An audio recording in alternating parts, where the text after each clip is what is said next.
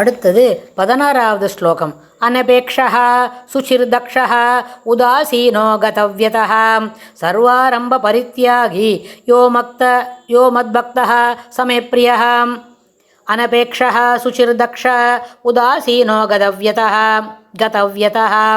சர்வாரம்ப பரித்யாகி யோ மத்பக்தः சமே பிரியः.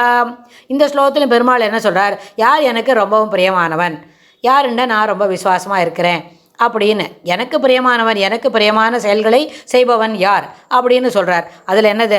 அனபேக்ஷா, எதையும் வேண்டாதவனாய், இது வேணும் அது வேணும் அப்படின்ற ஒரு வேகத்தை, ஒரு என்ன ஆர்வமாக அது வேணும்னு நினைக்காதவனாய், சுச்சிஹி பரிசுத்தனாய், தக்ஷா திறமையுடையவனாய், உதாசீனஹ ஒரு பட்சத்தை சாராதவனாய், கதவ்யதா மனத்துயர் ஒழிந்தவனாய், சர்வாரம்ப பரித்யாகி எல்லா காமிய கர்மங்களையும் துறந்தவனாய், யஹா எவன் மத்பக்தா எனது பக்தனாய் உள்ளவனோ, சஹா அவன் எனக்கு மிகவும் பிரியமானவன்.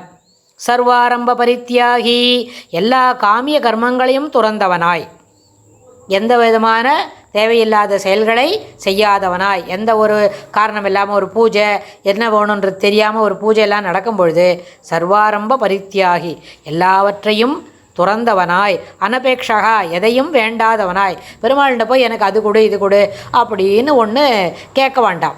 ஏன்னா நம்மளுக்கு சிலப்போ நம்ம கேட்குறோம், அது நம்மளுக்கு வாண்டாததாக கூட இருக்கும்.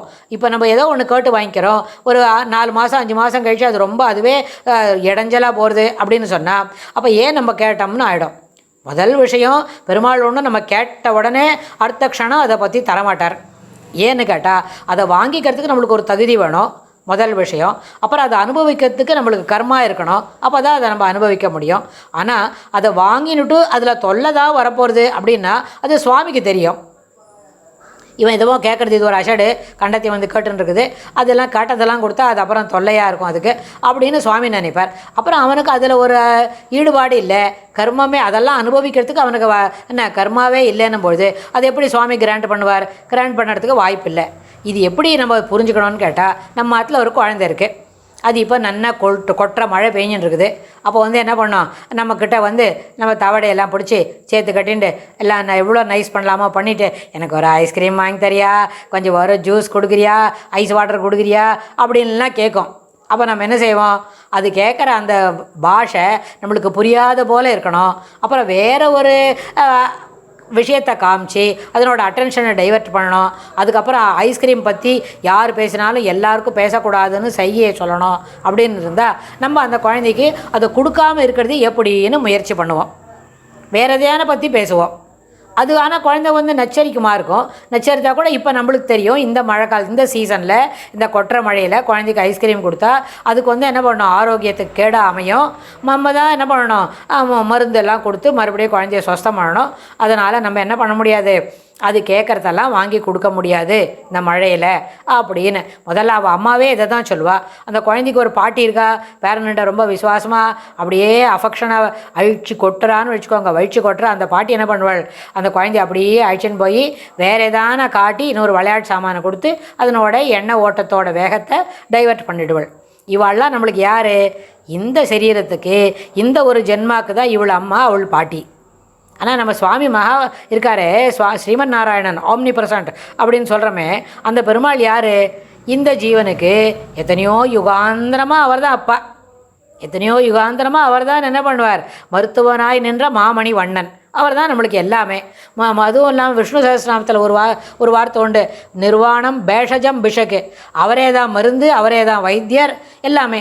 அதனால தான் அவர் என்ன சொல்கிறான், மருத்துவனாய் நின்ற மாமணி வண்ணன் அப்படி சொல்லிக்கிறோம். அதனால் அப்படி இருக்கும்போது அவர் எப்படி நம்மளுக்கு தேவையில்லாத விஷயத்தை நம்மளுக்கு தருவார்? அதனால் இப்படியெல்லாம் இந்த எண்ணெய் ஓட்டத்தை வளர்த்துனுட்டமான பெருமாள்கிட்ட போய் நம்ம எதுவுமே கேட்க வேண்டாம், எனக்கு என்ன தகுதியோ அதை கொடுத்தா போகிறோம். அப்போ சுவாமி என்ன பண்ணுவார், உனக்கு தகுதி தினமும் 2 வேளையும் சாத்து சாதம் தான், இல்லைன்னா ஒரு அவசியமான என்ன பண்ணலாம், ஒன்று வந்தால் ஒரு தயிர் சாதம் கிடைக்கும். ஆனால் எப்போவும் எனக்கு 2 வேளையும் எல்லா நாளும் சாத்தமும் சாதம் தான் அப்படின்னா அதுக்கு எந்த விதமான வருத்தமும் இல்லாமல் அனபேக்ஷனாய் இதுதான் வேணும் அதுதான் வேணும்னு இல்லாமல் என்ன கிடைக்கிறதா சுவாமி இதுவான சங்கல்பிச்சார, இது கூட இல்லாமல் இருந்தால் ரொம்ப சிரமம் இல்லையா? அதனால் பெருமாளுக்கு இதுக்கே என்ன பண்ணணும், ரொம்ப கிருதஜதையோடு இருக்கணும், மகா விஸ்வாசத்தை வளர்த்துக்கணும் அப்படின்னு மனசில் வச்சுக்கணும். அதனால் இதில் என்னாச்சு, என்ன வேணுமோ அதை கேட்டு வாங்கினா கூட அதில் என்ன இருக்கு, அனபேக்ஷனாய், எதையும் வேண்டாதவனாய். நம்மளுக்கு திறமை இருக்குது, ஆனால் அதுக்கு தேவையானதை என்ன கொடுக்கணும், சுவாமி தான் அதை பார்த்து இந்த திறமையை கொடுத்ததே சுவாமி தான். அப்போ திறமையை எங்கே செலவழிக்கணும், எப்போ செலவழிக்கணும், அது சுவாமி தான் சொல்லணும். நம்மளே என்ன பண்ண முடியாது, எனக்கு இவ்வளோ திறமை இருக்கே, நான் அதை செயலியே இதை செயலியேன்னு நம்ம கேட்டுன்னு இருக்க வேண்டாம். அதனால் எப்போ வேணுமோ அப்போ சுவாமியே அதை பார்த்து என்ன செய்வார், அதை நம்மளுக்கு கிடைக்கிறதுக்கு அருள் புரிவார். கிடைக்கிறதுக்கு உண்டான எல்லா விதமான சன்னிவேசங்களையும் தயாராக ஆக்கி தருவார். அதனால் என்ன நம்மளுக்கு வேணுமோ அதை நம்ம செய்யறதுக்கு சுவாமி அனுகிரகம் பண்ணுவார். அதனால் நம்மளுக்கு என்ன வேண்டாம், சர்வாரம்ப பரித்தியாகி, எல்லா காமிய கர்மங்களையும் துறந்தவனாய் அப்படின்னு வரும்போது எதையும் கேட்டு பெற வேண்டும் என்கின்ற மனோபாவத்தை விட்டொழித்து அவனாக இசைந்து என்ன கொடுக்குறானோ அதை மனப்பூர்வமாக மன மகிழ்ச்சியோடு ஏற்றுக்கொள்ள வேண்டும். இதுதான் இந்த ஸ்லோகத்தில் இருக்கிற முக்கியமான கருத்து. அதை நம்ம மனசில் வாங்குகிறோம். நம்ம பெரியவாள்லாம் நம்மளுக்கு அப்படி தான் சொல்லி கொடுத்துருக்கா. சுவாமிகிட்ட போய் பெருமாள் சந்தி கோலம் போட்டேன், எனக்கு ரெண்டு சவரனில் வள வேணும் அப்படியெல்லாம் கேட்கக்கூடாது. இது டீல்ஸே இல்லை. சண்டை பதிவு ஸ்லோகத்தில் சொன்ன மாதிரி தான், கூலி இல்லை. பெருமாள் சந்தி கோலம் போடுறது நம்மளுக்கு ஒரு கொடுப்பினை, நம்மளோட மனசில் இருக்கிற கல்மஷத்தை அது என்ன பண்ணோம், நீக்கி தரும். அப்படி கேட்டுண்டா இது தொடர்ந்து நம்மளுக்கு என்ன கிடைக்கும், கல்மஷமெல்லாம் நீங்கினாலே வெள்ளை உள்ளம் கிடைக்கும் அப்படின்னு. அப்புறம் இதில் ஒரு வார்த்தை சொல்கிறார் பெருமாள், சர்வாரம்ப பரித்தியாகி அப்படின்னு. ஒரு காரியமும் செய்யாமல், காமிய கர்மம் எதுவும் செய்யாமல் இருந்தால் என்ன ஆகும் அப்படின்னு கேட்குறார். அதாவது ஒரு காரியமும் ஆரம்பிக்காவிட்டால் சரீர யாத்திரை எப்படி நிகழும், ஒன்றுமே பண்ண மாட்டேன். காலத்தாலேருந்து குளிச்சுட்டு ராமான்னு உட்காந்துருப்பேன்னா எப்படி சாப்பாடு வரும், எப்படி வீட்டில் இருக்கிற நம்ம தாய் தகப்பன்லாம் எப்படி அவளை நம்ம எப்படி பரிபாலிக்கிறது. ஒரு வேளை நம்மளுக்கு கல்யாணம் பண்ணிட்டு இருக்கோம், மனைவி மக்கள் அவள்லாம் இருக்கா, உடன்பரப்புகள்லாம் இருக்கானா, அவளுக்கு நமக்கு உபகாரம் பண்ணணும். சரீரமாத்தியம் கலு தர்ம சாதனம், சரீரத்தை முன் வச்சு தான் எல்லா விதமான தர்மங்களையும் அனுசரிக்க வேண்டும். கர்மாவையும் அப்படி தான் அனுசரிக்க முடியும். சரீரம் இல்லாமல் எந்த கர்மாவை அனுசரிக்க முடியாது. அதனால் கிடைச்சிருக்கிற சரீரம் மூலமாக உழைச்சாதான் நம்மளுக்கு அதுக்கு எதான ஒரு வருமானம் கிடைக்கும். அந்த வருமானத்தை வச்சு தான் நம்ம கூட இருக்கிற நம்ம உடன்பிறப்புகள் தாய் தகப்பன் அவளெல்லாம் காப்பாற்ற வேணும் அப்படின்னு. அப்போ என்ன புரிஞ்சுக்கணும்னு கேட்டால், ஆசையால் தூண்டப்பெற்று ஒரு கர்மத்தையும் ஆரம்பிக்காவிட்டாலும் பிராரப்த வசம், அதாவது நம்ம பிறந்தத்துலேருந்து ஒரு மூட்டையை அவுத்து வச்சுட்டு அதில் இருக்கிற பிராரப்தத்தெல்லாம் அனுபவிச்சுன்னு வரமில்லை.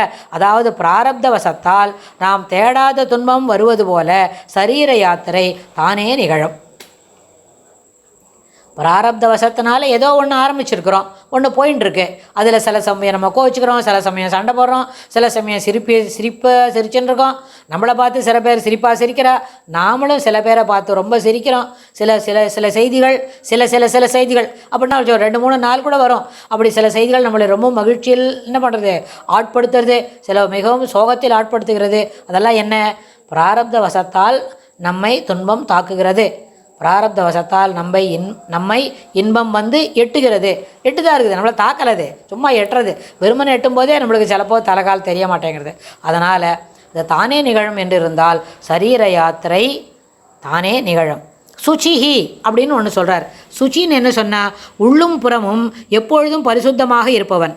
பக்தனுடைய மனம், புத்தி, வாக்கு, செயல் எல்லாம் எப்பொழுதும் பகவானிடம் நிலை பெற்று நிற்பதால் பக்தன் இருக்கும் இடமும் அவனை சூழ்ந்த காற்றும் நீரும் கூட பரிசுத்தமே. பக்தனை காண்பதும் அவனோடு வார்த்தை ஆடுவதுமே பிறரையும் பரிசுத்தமாக்கும். அப்படி ஒரு பரிசுத்தமாக இருக்கணும்னு. இதை தான் நாரத பக்தி சூத்திரத்தில் ஒரு வார்த்தை, தீர்த்தி குர்வந்தி தீர்த்தானி. ஒரு பக்தன் இருக்கான், அவன் ஒரு புனித ஜலத்தில் போய் நீராடுறான் அப்படின்னா அந்த ஜலம் மேலும் புனிதமாகும். சுகர்மி குர்வந்தி கர்மாணி.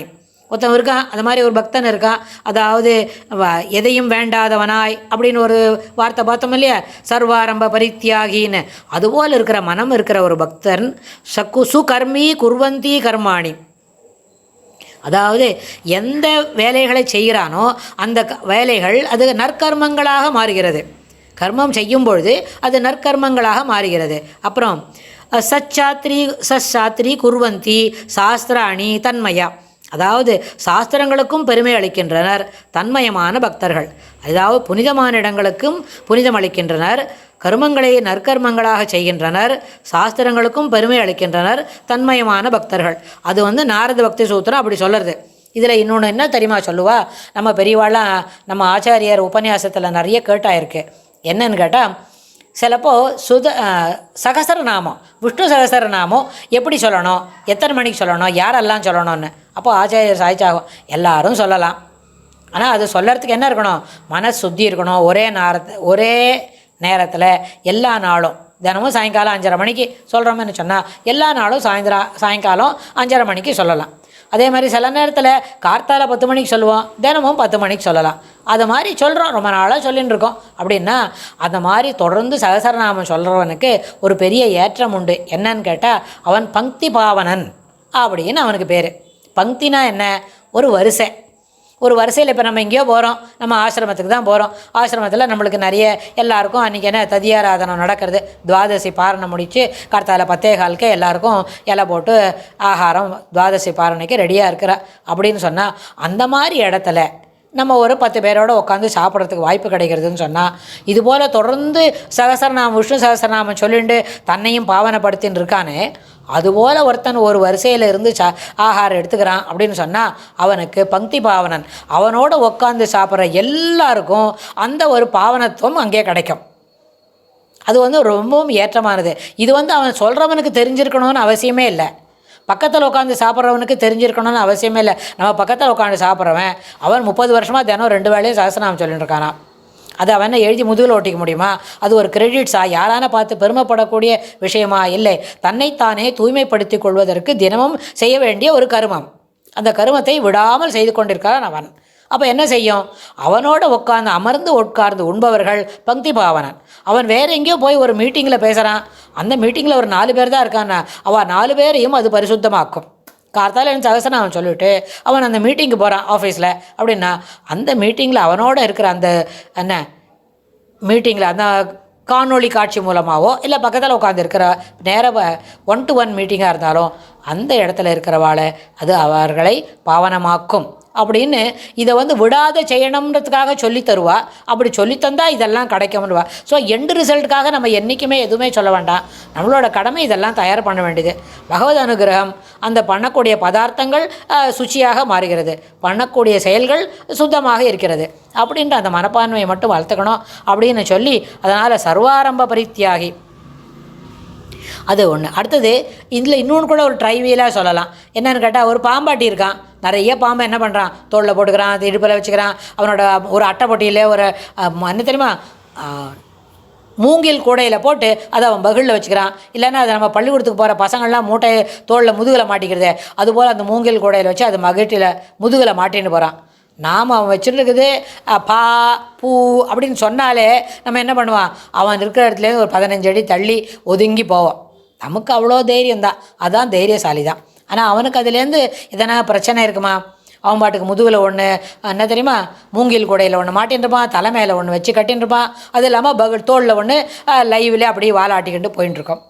அது எப்படி பாம்பாட்டி ஒரு விதமான பயம் இல்லாமல் அது எல்லாத்தையும் எங்கேயும் அங்கேயும் மாட்டி அதை சொக்கா நெஜார் போட்டுக்கிற மாதிரி போட்டுக்கிறானோ, அதுபோல் உலகத்தில் என்ன பண்ணுவான், ஞானியாக இருந்தால் உலகத்தை பார்த்து ஒன்றும் பயம் இல்லை. ஆனால் நம்மளாம் அந்த கேட்டகரிக்கு போகிறதுக்கு ரொம்ப நாள் ஆகும். ஒருவேளை இந்த ஜென்மாவே முடிஞ்சிருமோன்மோ, அப்படியே மூட்டையை கட்டிட்டு தான் வேறு எங்கேயோ போனமா இருக்கும். அதனால் பாம்பாட்டிக்கு எப்படி பாம்புண்ட பயம் இல்லையோ, அதுபோல் ஞானிகளுக்கும் உலகத்தில் பார்த்து ஒன்றும் பயம் இல்லை. ஆனால் எல்லாருக்கும் அந்த ஸ்டேட்மெண்ட் இல்லவே இல்லை. அதான் நம்ம சொன்னோமே, அவன் தோள் மேலே போட்டுருக்கான் அப்படின்னாலே நாம் என்ன பண்ணோம், ஒரு 15 அடி ஒதுங்கி அந்தண்ட பக்கமாக போவோம். இல்லைன்னா நம்ம உள்ளுக்குள்ளே வந்துடுவோம், அவன் போய்கிட்டோம் அப்புறமா நம்ம போகலாம்னு நினைப்போம். அதனால் நம்மளுடைய மனம் சுத்தமாக இருக்கணும்னு சொன்னால் அதற்கு என்ன பண்ணணும், சுச்சி, எப்பொழுதும் தூய்மையான எண்ண ஓட்டங்களை கொண்டிருக்க வேண்டும். மனம் எதன் மேலும் விருப்பப்படாமல் இருக்க வேண்டும் அப்படின்னு பெருமாள் சொல்லி நம்மளுக்கு இதெல்லாம் தைரியம் சொல்கிறார். எப்படி இருக்கணும்ன்ற ஒரு சின்ன கோட்டு காட்டுறார். அடுத்த ஸ்லோகத்தில் இன்னும் என்ன சொல்கிறாருன்னு விரிவாக பார்க்கலாம். ஸ்ரீ கிருஷ்ணாய துப்யம் நமஹ.